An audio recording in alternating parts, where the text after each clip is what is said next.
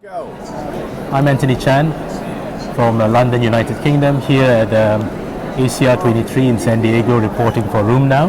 And today we've had a very nice new information coming up in the area of axial spondyloarthritis. One of the issues that we have is the issue of possibly overdiagnosis of patients with AxSpA. In the drive to reduce delays to diagnosis with access to more MRI, we also are faced with the possibility of overcall or overdiagnosis. And one of the posters presented today, poster number 1392, deals with this issue in a very novel way. And I'd like to welcome Professor Denis Poddubnyy from the Charité Hospital in Berlin, who has done some very nice work looking at the use of telemedicine and also a more central referral system to review scans. So Denis, welcome to today's talk. And I wonder whether you could introduce to us your paper, 1392. Thank you very much, Tony, also for interest in our work. Indeed, we established a central platform for the assessment of clinical and imaging information from patients suspected with axial spondyloarthritis. We recruited a community-based rheumatologist and orthopedist and asked them to upload clinical information and imaging information for the central evaluation done by and myself. We are presenting today results after 277 patients recruited in the study, and indeed we could confirm in the result what we already expected.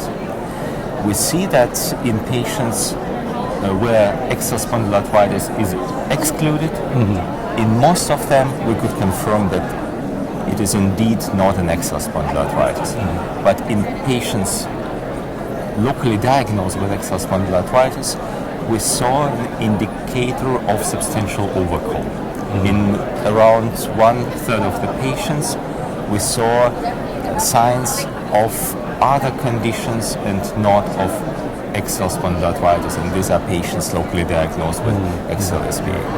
So they must have considered the possibility of axial spondyloarthritis either on imaging or clinically at the time when they made the diagnosis. In those third of patients, what other causes could have presented as possible axial SPA in your analysis? Yeah, there are several potential indicators that resulted into suspicion and then finally into a diagnosis of axial spondyloarthritis. It was presence of inflammatory back pain. That is a syndrome and not necessarily specific for inflammatory problem in the axial skeleton. B27 positivity, that could be present just by chance, and in more than half of patients with indicators of being misdiagnosed, there was a presence of unspecific bone marrow edema in sacroiliac joints. So we think that indeed, as you said, the broad introduction of MRI and being uncritical to findings on MRI might result into overcall of axial spondyloarthritis in the presence of just unspecific bone marrow edema or bone marrow edema caused by mechanical stress. Yeah. So when you were analyzing them and you confirmed that didn't have axial SPA, what are some of the tips for us? What are the pitfalls or areas where we could consider important when we're trying to make a diagnosis or exclude a diagnosis of axial SPA? Yeah, very good. So first of all, the good quality imaging is really important. It was an eye-opening finding for us to see that the protocols for sacroiliac joints, they were in most of the cases very old, so about 20 years old, and they do not give you a chance to analyze sacroiliac joints in an appropriate way. In those MRIs where assessment was possible, we realized that, as I mentioned, bone marrow edema itself was a trigger for overdiagnosis, and we know nowadays clear indicators or clear parameters how to differentiate mechanically induced bone marrow edema from bone marrow edema caused by spondyloarthritis.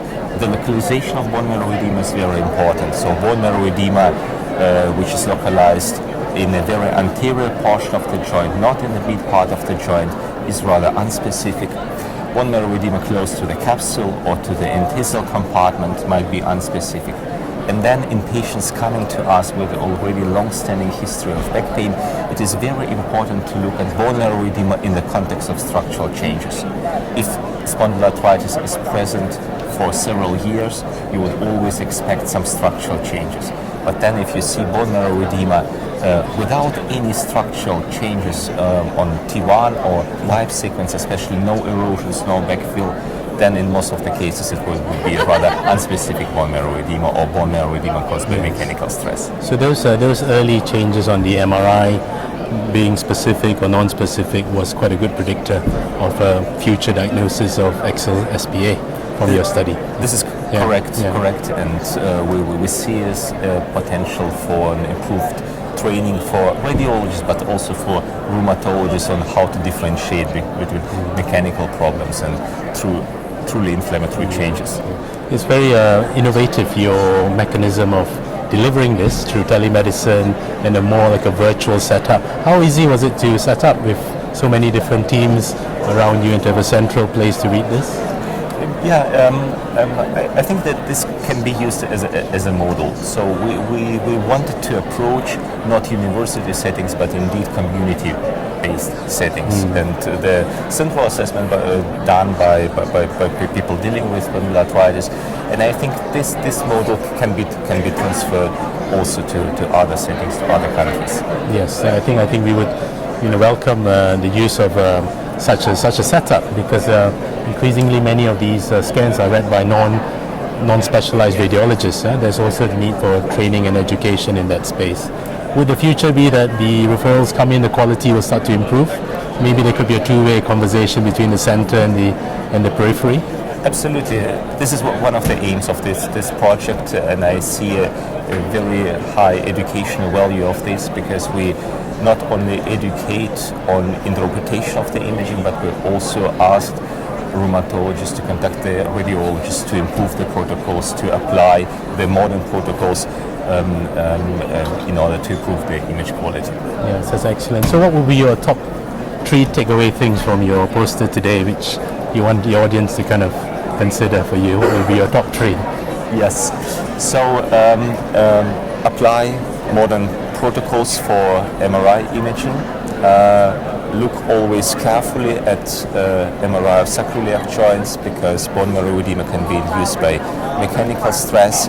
And when looking at bone marrow edema, always define what is the anatomical localization of this. So very anterior portion of the joint is rather unspecific, and always interpret bone marrow edema in the context of structural changes which are normally present in axial spondyloarthritis.